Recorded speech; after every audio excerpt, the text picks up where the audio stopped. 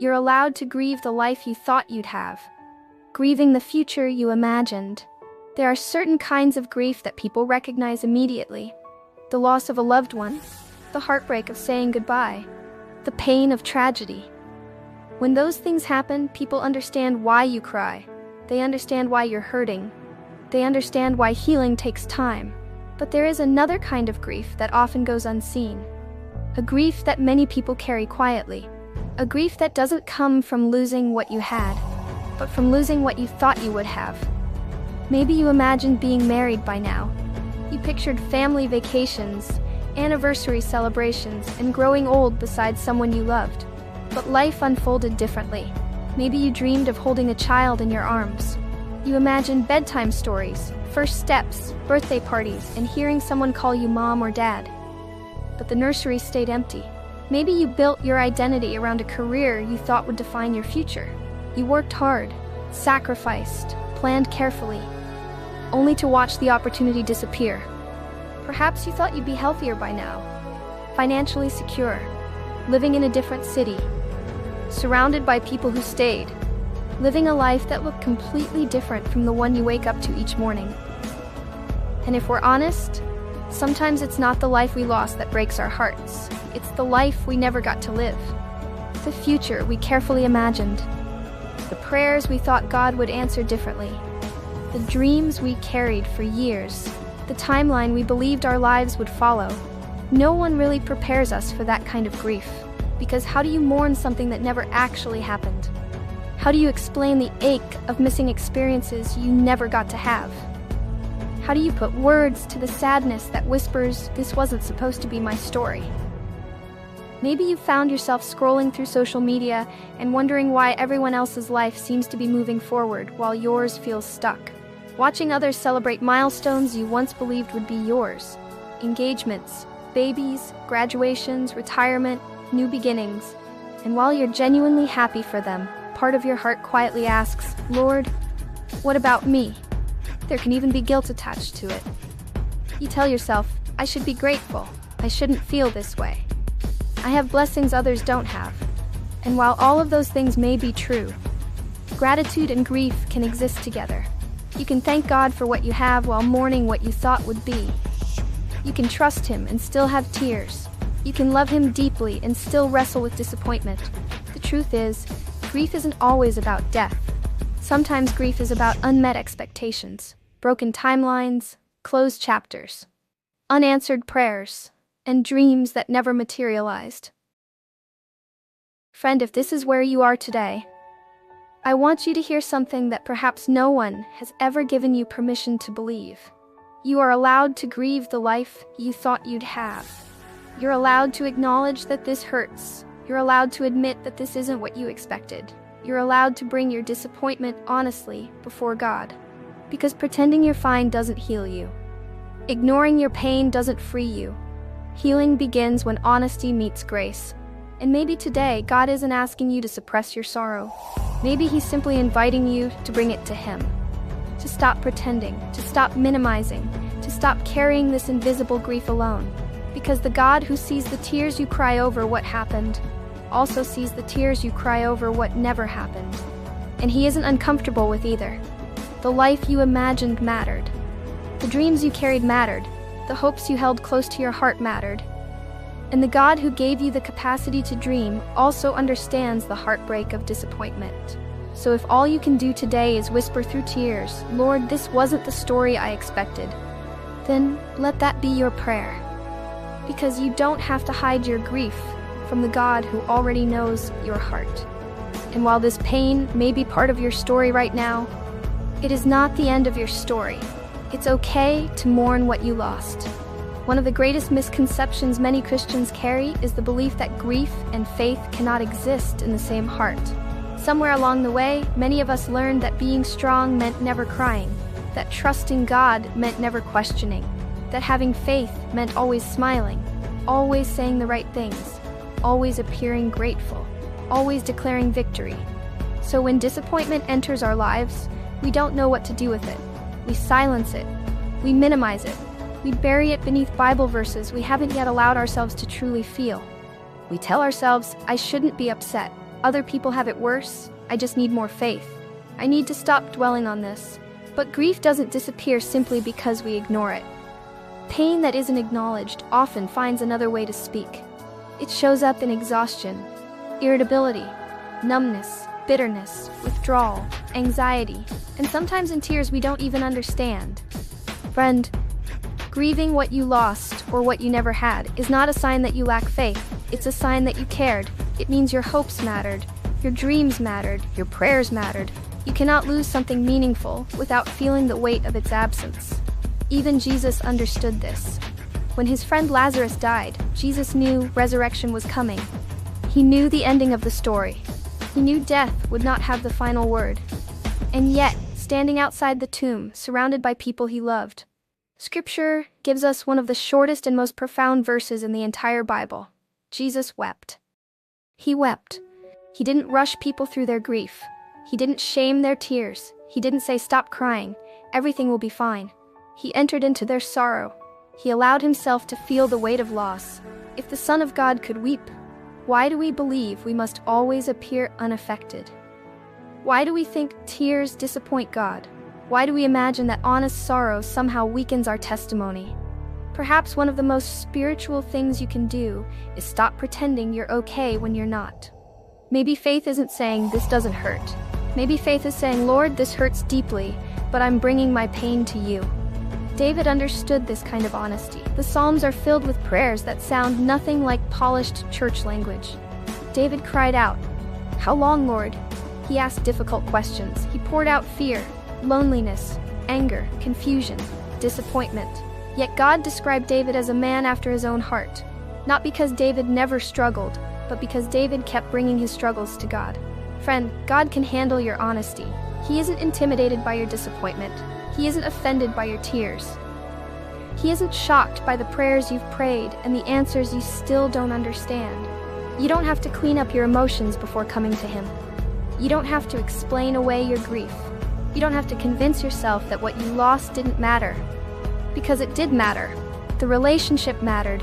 The dream mattered. The future you envisioned mattered. The prayers you prayed mattered. And acknowledging that truth doesn't make you ungrateful. It makes you human. Sometimes people around you may not understand this kind of grief. They may offer quick solutions, unhelpful advice, spiritual cliches. They may unintentionally rush you toward healing before you've had the chance to mourn. But healing isn't pretending the loss never affected you. Healing is allowing God to meet you in the middle of it. It's giving yourself permission to say, "This wasn't what I wanted. This isn't what I expected. This broke my heart." And then allowing God to sit beside you in the ashes without demanding immediate answers. Ecclesiastes tells us, there is a time to weep and a time to laugh, a time to mourn and a time to dance. Notice that mourning has its place. God Himself created room for grief. He never intended for us to skip over it. Because mourning isn't the opposite of faith. Sometimes mourning is faith. It's trusting God enough to bring Him the parts of your heart that still ache. It's believing He is gentle enough to hold your tears. It's choosing to remain in relationship with Him even when you don't understand His ways. Maybe you've been carrying this invisible sorrow for years. The life you imagined, the child you never held, the marriage that ended, the opportunity that disappeared, the version of yourself you thought you'd become. And maybe no one has ever looked you in the eyes and said, "You don't have to rush your healing." So let me say it now. Take your time, breathe, cry if you need to, pray when you can, rest when you're weary. And remember that grief is not evidence that you've lost your faith. It may simply be evidence that you've loved deeply, hoped sincerely, and trusted enough to dream. And while God may not erase every unanswered question overnight, He promises something even more precious: His presence. Because even here, in the tears, in the disappointment, in the life that didn't unfold the way you planned, you are not alone. And this grief, painful as it may be, is not the end of your story. God still meets you in the life you didn't choose. One of the most difficult parts of disappointment is accepting that life unfolded differently than you expected. Not temporarily, not just through a difficult season, but permanently. The relationship never came back. The opportunity never returned. The prayer wasn't answered the way you hoped. The diagnosis changed everything. The timeline shifted beyond recognition. And somewhere deep inside, you quietly ask, what do I do now? Because it's one thing to trust God while you're waiting. It's another thing entirely to trust Him when you realize the thing you were waiting for may never happen. What do you do when you don't get the miracle you imagined? When the future you built in your mind disappears? When you're left holding pieces of a life you no longer recognize? You begin by remembering that some of God's most faithful people lived stories they never would have chosen. Joseph never dreamed of betrayal. As a young man, he had visions of purpose and influence. He certainly didn't envision being thrown into a pit by his own brothers, sold into slavery, falsely accused, forgotten in prison. If Joseph had written his own story, he would have skipped every painful chapter. Yet those chapters shaped him, prepared him, positioned him. Years later, Joseph would say, "You intended to harm me, but God intended it for good." Notice what he didn't say. He didn't say the betrayal wasn't painful. He didn't pretend prison wasn't lonely. He didn't deny the years he lost. He simply recognized that God had been present even in chapters he never would have chosen. Then there's Naomi. Naomi lost her husband, her sons, her security, the future she thought she would have. When she returned home, she said, "Don't call me Naomi, call me Mara," which means bitter, because she believed life had dealt her an unbearable hand. She wasn't pretending to be okay. She wasn't offering polished answers. She was honest about her grief. And yet, God continued writing her story. What Naomi thought was the ending became the beginning of redemption she couldn't yet see. Ruth stayed, Boaz appeared, a family line was restored, and Naomi eventually held hope in her arms again. Not because everything unfolded according to plan, but because God met her in the ruins of the plans she lost. Friend, that's often where we miss God. We look for Him in the life we expected, the marriage we imagined, the career we planned, the dream we pursued. And when those things don't happen, we assume God must be absent. But what if God is meeting you here? Not in the future you wanted, but in the life you're actually living. What if His presence isn't waiting on the other side of answered prayers? What if He's sitting beside you right now? In this house, in this season, in this body, in this ordinary Tuesday afternoon. What if God hasn't abandoned your story simply because it took a turn you never anticipated? Because the truth is, very few people get the exact life they planned. The disciples certainly didn't. They expected Jesus to establish an earthly kingdom. Instead, they watched Him suffer and die. Everything they thought they understood collapsed. They scattered. They grieved. They hid behind locked doors. And then resurrection changed everything. Not by restoring the expectations they had before, but by revealing that God's plans had always been greater than their understanding. Maybe that's where you are today, standing in the middle of a life you never would have picked, wondering if purpose still exists, wondering if joy is still possible, wondering if God can still use what's left. The answer is yes, because purpose isn't reserved for perfect stories. Joy isn't limited to ideal circumstances. Hope isn't only available to people whose dreams came true. God works in unexpected places. He specializes in bringing beauty from ashes. He creates gardens in wilderness seasons. He restores hearts that thought they were beyond healing. He writes redemption into stories people assumed were over. Friend, you don't have to love every part of your story to believe God can still use it. You don't have to understand everything to trust His heart. You don't have to stop missing what could have been. But perhaps today, God is gently inviting you to stop measuring His faithfulness by whether life matched your expectations. Because His goodness was never dependent upon perfect outcomes. His presence was never tied to your preferred timeline. And His love for you has never wavered. Even here, even now, even in the life you didn't choose. God is still meeting you, still walking beside you, still working quietly in ways you cannot yet see. And maybe the chapters ahead won't look like the story you once imagined, but that doesn't mean they cannot still become beautiful. The story isn't over, just because the dream changed. There comes a moment in every season of grief when a quiet question rises within us. Now what? You've cried the tears. You've acknowledged the disappointment. You've wrestled with the unanswered questions. You've looked at the life you imagined and accepted that it may never unfold the way you once hoped. And now, you're standing at the edge of a future you didn't choose. What happens next? For many people, this is where they become stuck. Not because they don't love God, not because they don't have faith, but because moving forward can feel like betrayal. If I laugh again, does it mean what I lost didn't matter? If I dream again, does it mean I've forgotten? If I embrace the life I have, does it mean I've stopped caring about the life I wanted? The answer is no. Healing does not dishonor what mattered to you. Choosing joy does not erase your grief. Opening your heart to new possibilities does not diminish the dreams that once lived there. It simply means you're learning how to carry both love and loss, hope and heartbreak, memory and movement. You can honor the past without living there forever. You can remember what you hoped for while still embracing what is in front of you. Because the end of one dream does not mean the end of your ability to dream. Friend, perhaps the greatest tragedy isn't that life didn't unfold according to your plan. Perhaps the greatest tragedy would be allowing disappointment to convince you that nothing beautiful can happen from here. Because what if there are blessings you haven't yet seen?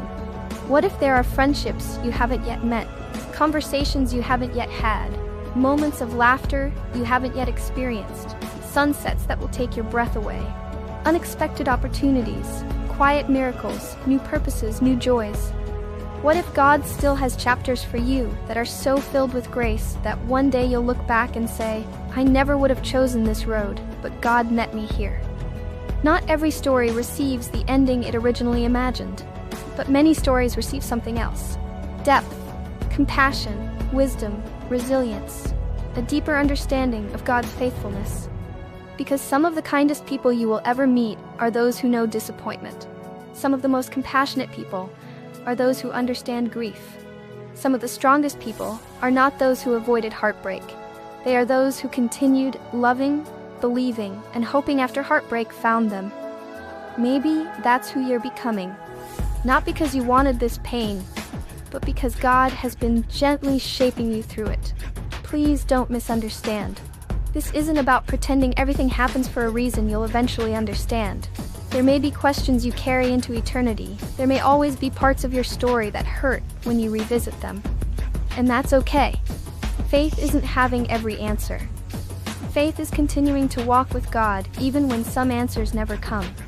It's waking up and saying, Lord, this isn't the life I planned. But I trust that you haven't abandoned me. Help me notice the gifts you've placed in today's chapter. Maybe today's chapter isn't the one you would have written, but it still deserves to be lived. It still contains purpose. It still contains beauty. It still contains people who need the version of you that exists because you've survived what you never thought you could survive. You don't have to force yourself to move on. Perhaps a better invitation is to move forward. Slowly, gently, one day at a time, carrying the memories, honoring the dreams, leaving room for tears, but also leaving room for hope. Because the life you imagined mattered, the dreams you lost mattered, the prayers you prayed mattered, and the grief you carry matters. But they are not the only things that matter. Your future matters too. The person you're still becoming matters. The love you'll still give matters. The joy you'll still discover matters. The story God is still writing matters. So if today you find yourself grieving the life you thought you'd have, let this truth settle gently into your heart. You don't have to pretend it didn't hurt. You don't have to rush your healing. You don't have to explain away your disappointment. But you also don't have to give up on the possibility that beautiful things still lie ahead. Because this wasn't the story you expected. But it is not a story without hope. And just because the dream changed, doesn't mean your story is over. In many ways, perhaps the most meaningful chapters are only just beginning.